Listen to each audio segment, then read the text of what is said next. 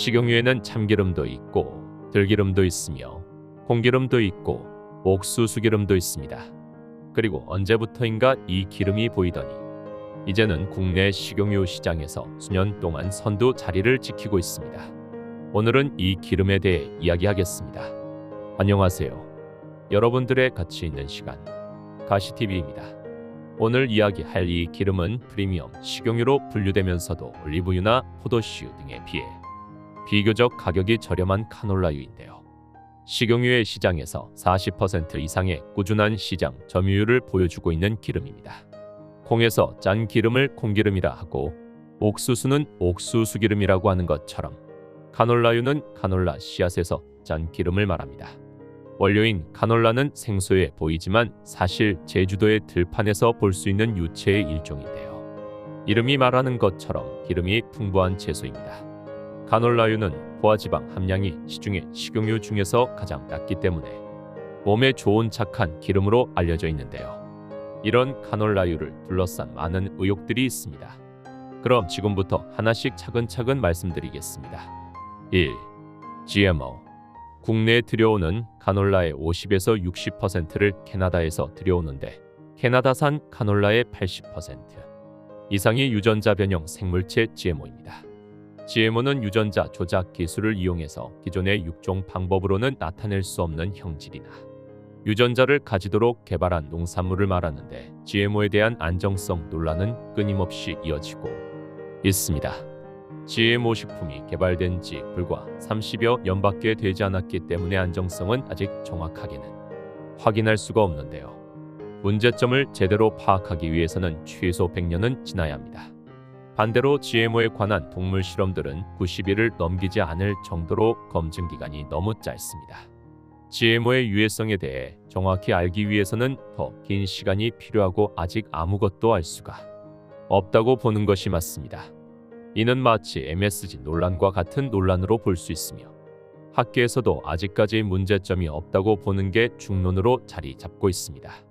따라서 카놀라유의 GMO 문제는 아직 확실하지 않다고 보는 편이 맞습니다. 2. 치매를 유발한다. 카놀라유를 많이 먹으면 뇌 기능에 저하가 온다는 의혹이 있는데요. 유전적으로 알츠하이머가 발병되는 쥐를 대상으로 실험한 결과 매일 1스푼의 카놀라유를 먹이에 추가하니 체중 증가와 뇌 기능 저하에 영향이 있었다고 합니다. 하지만 이 실험 자체에 중대한 문제가 있었다고 하는데요. 결론적으로 카놀라유가 알츠하이머병을 유발한다는 임상적 증거가 없다고 합니다. 하지만 많이들 카놀라유가 치매를 유발한다고 알고 계시는데요. 이는 언론에서 이 실험에 대한 문제점을 지적하거나 관련 정보 없이 양산해서 벌어진 일이라고 합니다. 3. 산패. 그 밖에 카놀라유를 둘러싸고 있는 많은 이야기들이 있는데요. 가장 중요한 문제는 무엇일까요? 바로 산패입니다. 먼저 카놀라유는 산패가 잘 되는데 산패란 기름을 공기에 오랫동안 노출시키면 변질되는 것을 말합니다. 이 산패가 무서운 점은 산패가 되면서 독성 물질로 변하다는 점이죠. 인체에 치명적인 발암물질을 발생시키면서 체내 염증과 같은 각종 암을 유발합니다. 또한 산화적 안정성이 떨어져 발현점에 도달하기 전에 산패가 됩니다. 보통 좋은 기름은 산패가 덜 되고 양질의 좋은 불포화 지방산이 들어가 있는 기름을 말하고 안 좋은 기름은 안정성이 떨어져 요리할 때 기름이 산화되어 산패가 쉽게 되고 변질되어 트랜스 지방을 생성하고 좋은 성분이 별로 없는 기름입니다. 카놀라유는 이러한 안 좋은 기름의 특성을 가지고 있습니다. 카놀라유는 일반 기름보다 발연점이 높아서 튀김 요리 등에 널리 사용되는데 온도를 높였을 때 트랜스 지방 함유량도 올라갑니다. 또 다른 기름과 비교하여 온도를 올렸을 때 극성 물질이 최고치에 달하기도 합니다. 그렇기 때문에 카놀라유는 높은 가열을 요하는 요리에 적합하지 않은 기름입니다. 상업용 오일을 가열했을 때 나타나는 화학적 물리적 변화 측정이라는 연구에서는 180도 온도로 6시간 동안 계속 가열했을 때 기름의 산패율 240도까지 가열의 세기를 올리는 동안 온도별로 기름의 산패는 어떻게 진행되는지를 측정했는데요.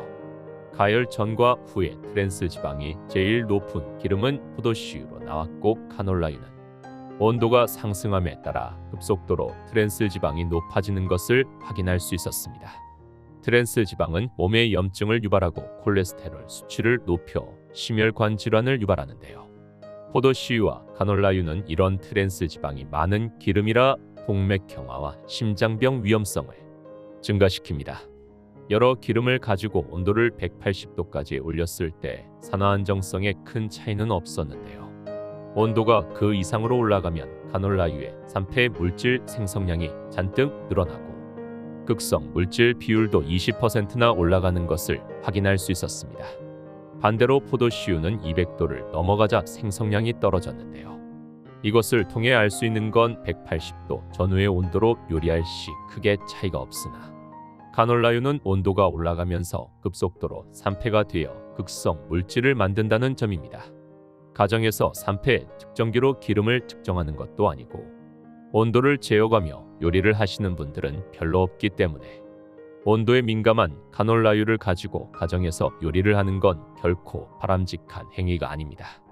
가정에서 식용유를 사용 시 카놀라유를 대체할 해바라기유, 콩기름, 올리브유 등 다른 기름을 찾아보시길 권장드립니다. 그럼에도 불구하고 높은 온도에서 사용하지 않고 적당히 잘 쓸 자신 있다 하시면 그냥 사용하면 되겠습니다.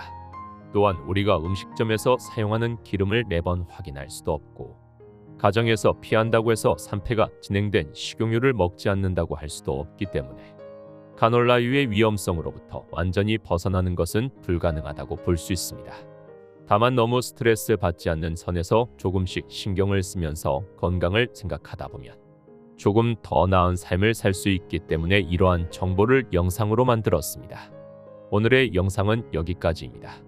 영상이 마음에 드셨다면 구독과 좋아요, 알림 설정까지 부탁드립니다.